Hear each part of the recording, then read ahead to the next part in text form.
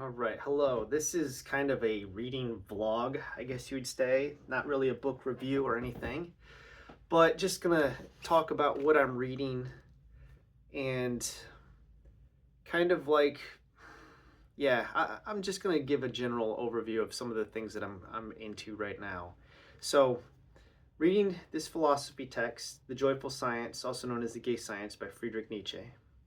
I'm almost to the end of book one. Now, I had previously read Human All Too Human and his follow-up to that, which was Dawn of Day.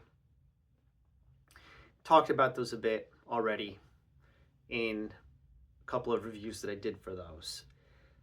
Unlike those, this time around, I'm actually taking notes as I'm going through. So he's got this laid out in aphoristic form, just like those two books were, where you can see that it's not really a systematized philosophy or anything like that, but he'll have these short little aphorisms, usually about a couple sentences to maybe a one long paragraph in length on various subjects. And I've made it up to aphorism 50, but I've really been going really slow through this. I'm 72 pages into the book, and this is part of the Free Spirit trilogy. So it's the third book in the Free Spirit trilogy. Little bit about the book, notes I put down on paper. This work it's more carefree. It's not systematic. It has a playful tone to it. There's a lot of poetry interspersed into this, at least that what I've noticed. It's quite different from the first two books that I read of his. That and by the way, these aren't his first books. He had books before these, like The Birth of Tragedy and whatnot. This is his middle period, but in the beginning you see all these poems laid out. So he's interspersing like poetry and stuff into this, and the theme of these seems to be more, I don't know, playful in tone than the first two were. So he's continuing his critique of metaphysics in this and trying to ground everything in the real. He sees metaphysics as a rejection of the physical. This is all stuff I've talked about.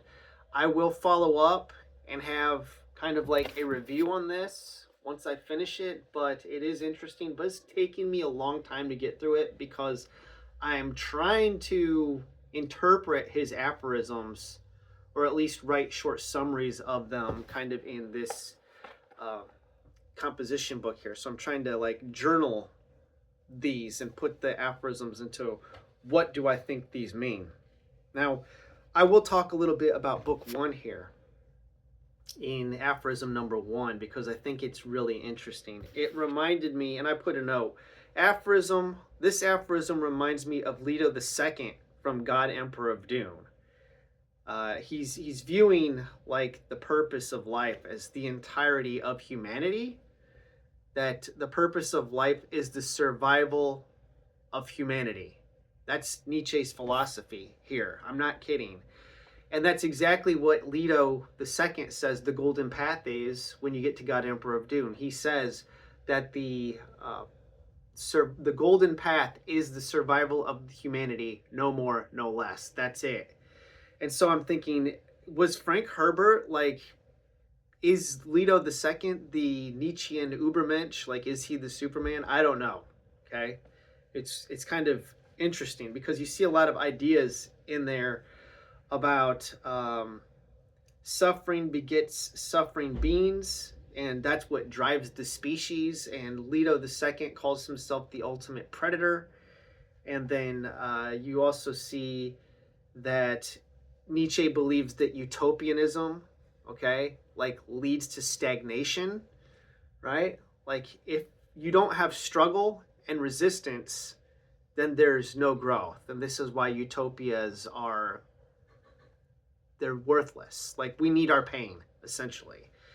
The individual is unimportant and the species is what matters. So the survival of the species. So for Nietzsche, he's really reducing it down to like a biological thing where it's like the thing that humanity is all about is the survival of the species as a whole, because he kind of reduces us down to animals. If you have the absence of metaphysics, like Nietzsche's saying here, if you get rid of metaphysics, the idea of, an invisible realm, right? The world beneath the world. If you don't have any of that and you jettison it all, then what's the purpose of life? He says it's to create a better and stronger offspring, really. So something better than us. So this is almost like eugenics again, which taps back into Dune. Like the Bene Gesserit is trying to breed like a the Kwisatz Haderach, the Listen al Gaib, the voice from the outer world. This Messiah. They're trying to create a Messiah, like a Superman. And you see a lot of genetic manipulation taking place in Dune. So I'm wondering how much of Nietzsche is in Frank Herbert's series. All right, so that's what I'm reading. I'll get back to this at a later date and kind of summarize my thoughts on it. It's going to be a while. Don't expect me to get through this anytime soon. This is slow going. I've been working on this for over a month now. I pick it up, read a couple aphorisms, jot some notes down, and then I put it back on my shelf. But that leads me into this other book that I just picked up.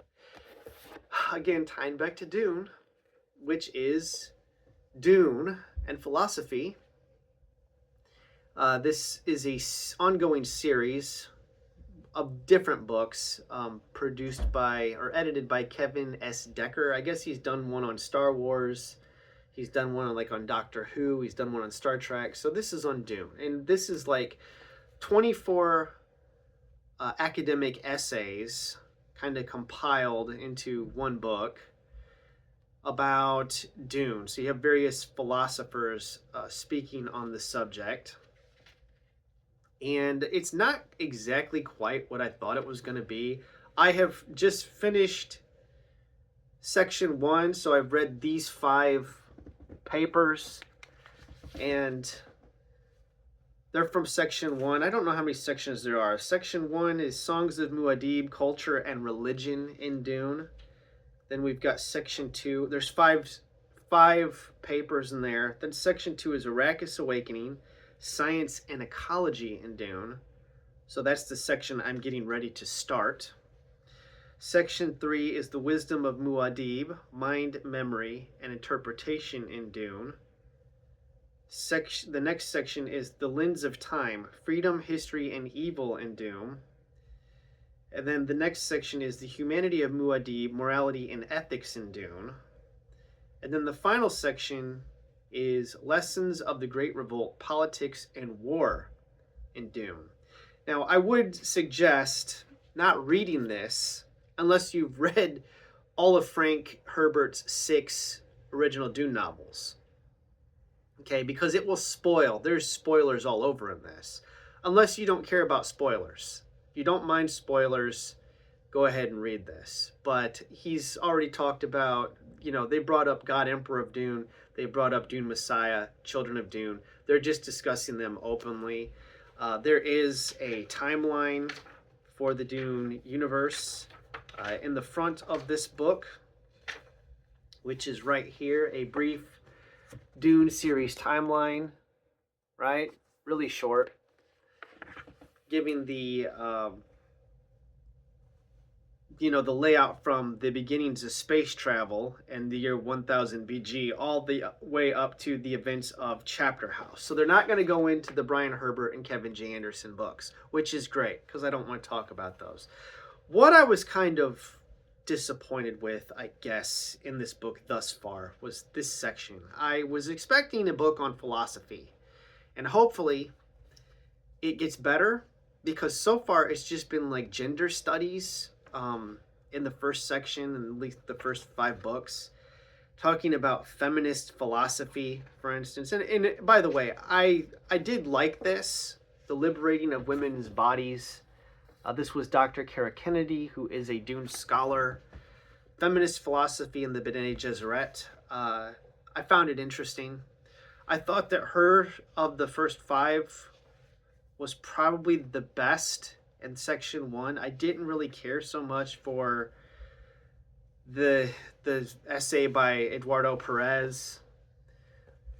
This was about the Dune film by Denis Villeneuve, and I really wanted the books to stick to the novels by Frank Herbert. And there's been two sections here, or two essays here in this first part that were about Denis Villeneuve.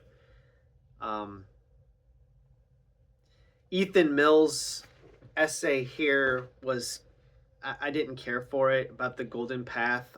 It didn't really get into the Golden Path at all. It talked about multiculturalism, right? And I'm just like, this is not what I came here for. I came here for a talk about philosophy, trying to find the themes and the ideas from the philosophical tradition that Frank put into his novels. And thus far, it's been pretty disappointing. Pretty disappointing. Although, some of the talk on here about Buddhism was interesting. I know that Frank Herbert's dealing with Eastern themes and Eastern religions in the Dune universe. You've got for instance, the Zen Sunni religion, which is a blend of Zen Buddhism and Sunni Islam. So kind of weird, but the Golden Path, right? Like this, it is kind of, it's not all bad, is what I'm saying. It's a mixed bag thus far. Wow. Snowplow out there. Sorry for that noise. But it's all right. But we've got this Messiahs, Jihads, and God Emperors. Should Humanity Just Give Up Religion by Greg Littman. I did find this interesting. It's probably of the 5 essays that were in the front, the 2 that I really liked were this one and the one by Dr. Kara Kennedy. But I don't know. We're getting into the second section. I'll be reading this. Spiritual Realm Adaptation. Arakeen Spice, Terrestrial Psychedelics and Technique by A.M. Hewitt. I hope I said that right. I'm talking about psychedelic drugs and consciousness expansion and stuff in the Dune universe. So that'll be interesting to get into. So if you're like a geeky person that wants to get into the philosophy of Dune, I could recommend this. I haven't finished it yet, but like I said, it's a mixed bag. So don't go into this expecting everything to just knock your socks off. Some of the essays are better than others, and that's really what this is. It's a collection of essays by a bunch of academics from the world of academia, right? College professors and whatnot, or scholars that have contributed work to this. I just really hope that it veers away from doing gender studies and feminist philosophy, because that's not what I got this book for. Okay, that's what the first section was. I was like, ugh, this is going to be a rough read if all we're going to be talking about is the white savior. And yeah, I will say, all of you out there that criticized me for my attack on Denis Villeneuve's, or my polemic on Denis Villeneuve's Dune movie, right? That I said that I titled that Dune Emasculated, right? Like Denis Villeneuve's Dune, how it emasculates Dune. Well, essay number 5 in this book is redefining masculinity and femininity in Villeneuve's Dune. And he basically, this is Eduardo Perez. So I am vindicated, everybody, I'm vindicated, because he says here in this that the father-son dynamic in the movie has been subverted. All right. And then he says here that, I'm trying to find, okay, on one level, so here's an admission, right? On one level, in Villeneuve's Dune, women become empowered while the men become emasculated. The exact word that I used when I said Dune emasculated. And then he talks about the gender in Villeneuve's Dune versus Frank Herbert's Dune. And he does discuss the Liet Kynes, the gender swapping here. And of course, this came out before Dune Part 2, so this was just based on Dune Part 1, but the gender dynamics in Dune Part 2 are pushed so far into this, the men are emasculated and the women are given masculine properties, that I think it only goes beyond, it goes even further. But anyways, I'm going to wrap things up here. Just wanted to talk a little bit about these philosophical texts that I'm reading. I will be reading next month, in the month of February, starting the Wheel of Time. I will probably do a video prior to me starting that about why I'm reading it and what I know about Wheel of Time, just from, what I know. I don't really know much about the series. There's a few things I know about it because enough people have talked about it that you pick things up. But all right, my wife's going off. Sorry, I'm gonna just cut it here. Yeah, there will be a video announcement on like the prelude, the road to the Wheel of Time, I guess is maybe what I'll title that video. Thanks for watching and have a wonderful day.